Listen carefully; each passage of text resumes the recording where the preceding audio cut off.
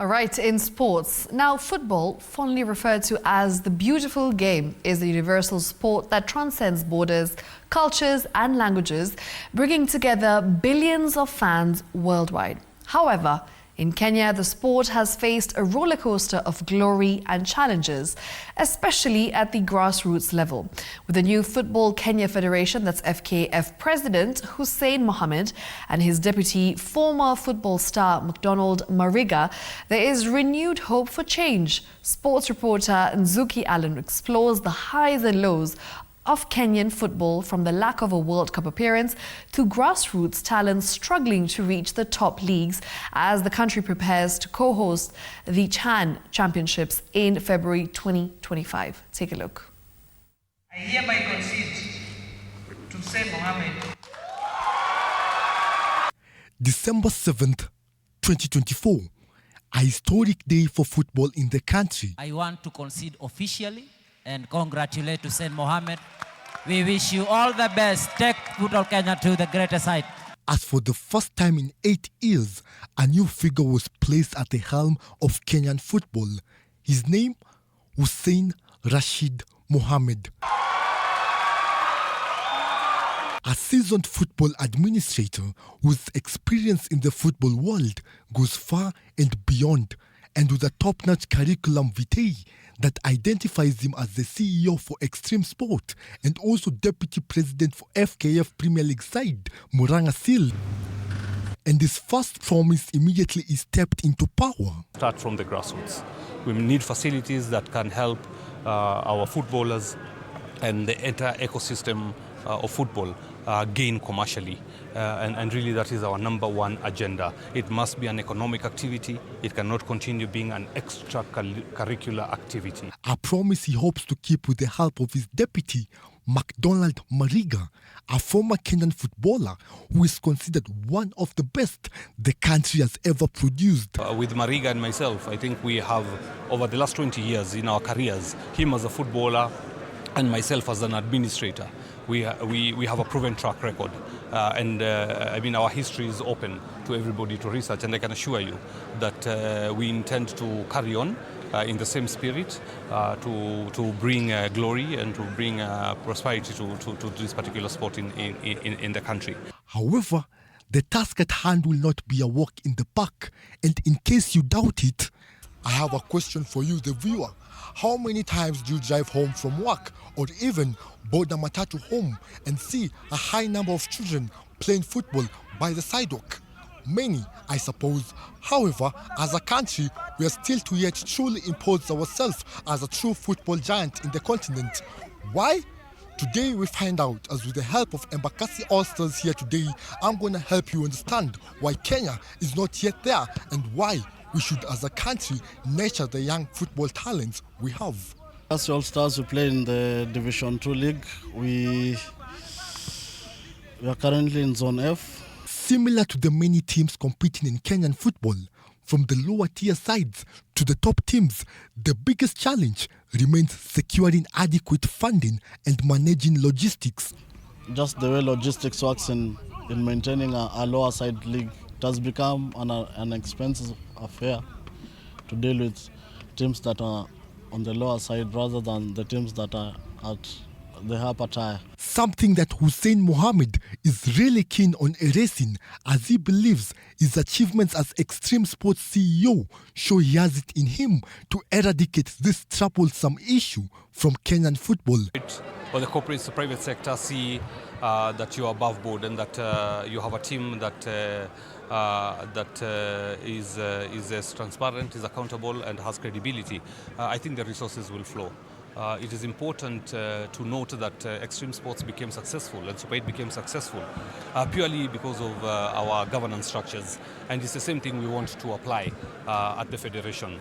That, however, is just one of the many challenges. Like many other coaches, John Olande often finds himself playing the role of a father figure to his young players.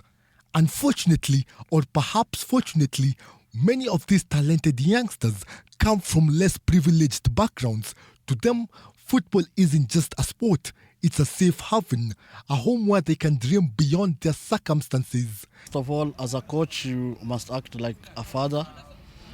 Then you should also listen to their grievances, because most of them are not well off, and we are trying to develop them to become better players.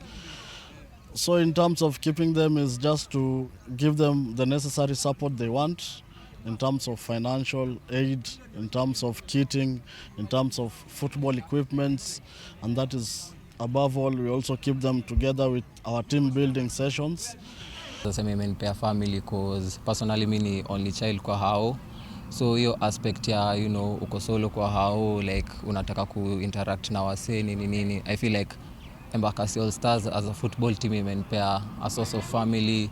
Unajua at the end of the day same age bracket, so imenipea brothers, imenipea father figure ka coach manze. Like imefeel so many aspects zenye sikuwa nayo as a family, so naweza sema imenipea family. Every day, these young talents step onto the pitch, each driven by a unique goal that pushes them to work harder and strive for greatness. Kuangalia background pale unatoka, unaamka kila siku unaona huwezi legeza, lazima tu ujisukume, unaona?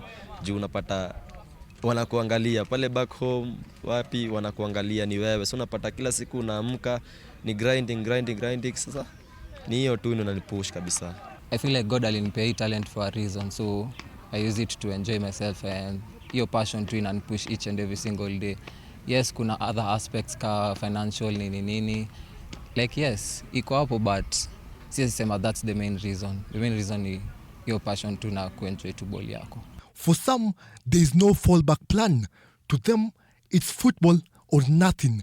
The beautiful game is not just a passion, it's their lifeline. Mtu mwenye ananifanya kabisa niko kwa hii grind ni Mokoro, unaona, na hiyo mtoi bro mdogo ananifanya na keep going, unaona. Na hiyo dream yangu kutoka mdogo, unaona. Ameshinda akinipusha, amenisupport kila way na hiyo kiasi yako nayo. So unapata siwezi achilia rahisi. Maybe ikatae tu, lakini si ati mimi nimeachilia. Unaona, mpaka tu mwisho. Yet, despite years of hard work and dedication, only a few get the opportunity to break into top-flight football.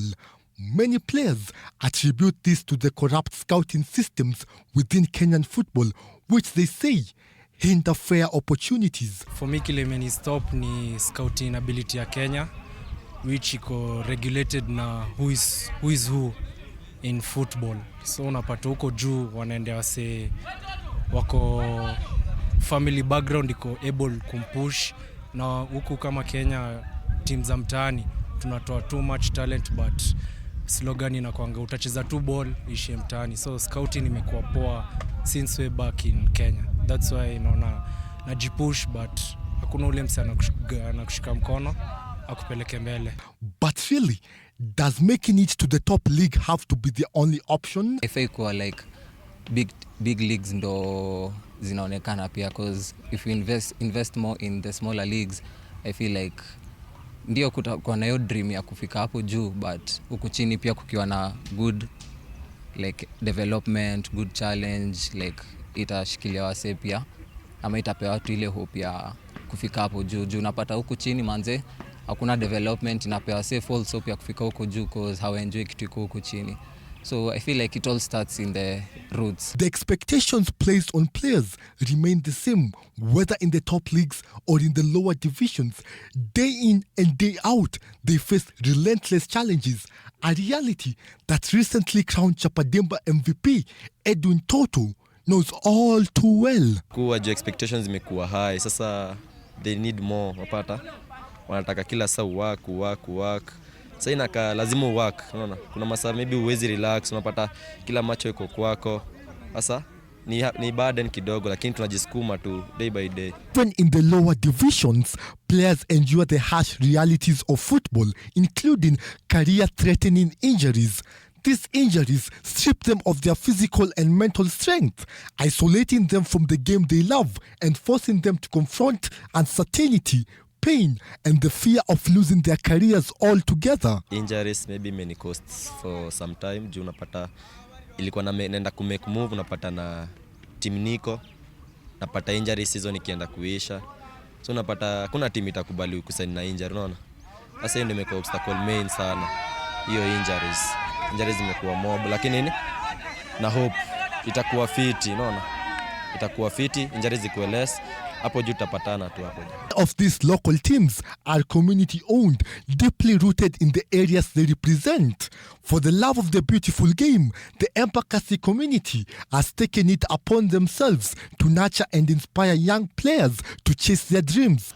We are just like a community team, so through friends and other people who are coming on board are the ones who give these players those allowances.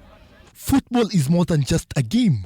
It's a universal language that connects hearts and fuels dreams. Its magic is so profound that it compels even political leaders to invest in its growth. One such initiative is the Sakaja Cup, funded by Nairobi Governor Johnson Sakaja. You know, that community way of competing against each other is what has brought these crowds. The suspense has been building over time. It's been building over time. And so that's why we have the stadium full. I'm very happy to the people of Nairobi who've embraced this tournament. It's the second edition. It's bigger than it was last year. And we hope next year will be much bigger. The tournament showcased over 700 teams and attracted thousands of passionate fans from across the city. Ultimately, the Durai All-Stars defended their title, claiming the grand prize of 3 million Kenya shillings and cementing their place in the hearts of football lovers. This is unbelievable. You can see the crowd, you can see the passion, you can see the excitement of grassroots football. I remember 20 years back when we laid the foundation for this stadium, I never believed this is what it would turn out. But of course, the vision was there. But I think the rest of the country needs to replicate this. Yes. We need every weekend, every Saturday and Sunday to look like this. We need to bring revenue back into football. We need to bring real money into football. Imagine what the teams would gain if we had this kind of attendance across the country, not only in Nairobi. Everywhere in the country, we can employ hundreds of thousands of young people. However, despite the joy of victory, the streets and offices in Kenya today are filled by once upon a time aspiring footballers who were there in the past. But as the days went on, the games blurred into memories and the bright lights of their dream began to fade. What once seemed like a path to greatness becomes just a beautiful moment in time, a fleeting dream they will never forget, yet can never fully grasp, forcing them to look for alternatives. Maybe a reason why we still have first-class degree holders still on the hunt for jobs.